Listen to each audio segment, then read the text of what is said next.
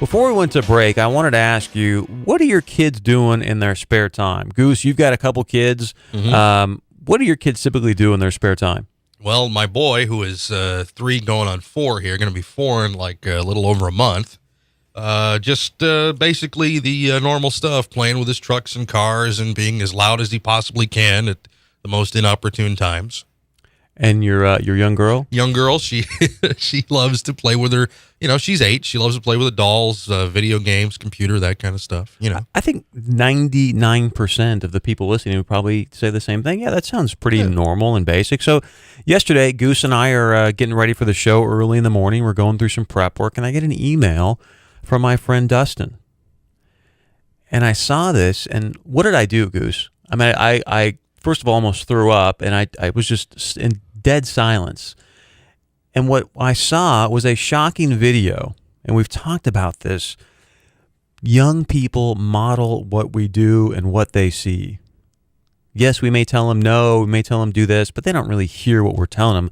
They model what they see. It's the most powerful learning strategy on the planet.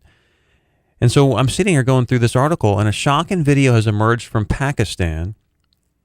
And I share this with you because I want you to think about what these people are modeling. And these kids, when you see the video, one of them looks like he's 3, maybe 4. And so there's a video where it's depicting children role-playing a Taliban suicide bombing. Not kidding. There's an 84-second clip where it shows this Pashtun children recreating a terrorist act. And what happens, there's a boy, he dresses up in black. There's a line of young kids standing there, and he starts to walk up to each one and hugs him like he's going off on his suicide mission. So he gives him a hug, and then he starts to walk over to where there's a group of other young kids. There's a person standing there, and the person puts his hand out like he's a security force trying to stop him. He walks through there, and as he walks over, he jumps in this sort of circle of these young kids, and all of a sudden, poof, they throw a bunch of sand up in the air and mimic this suicide bombing scenario.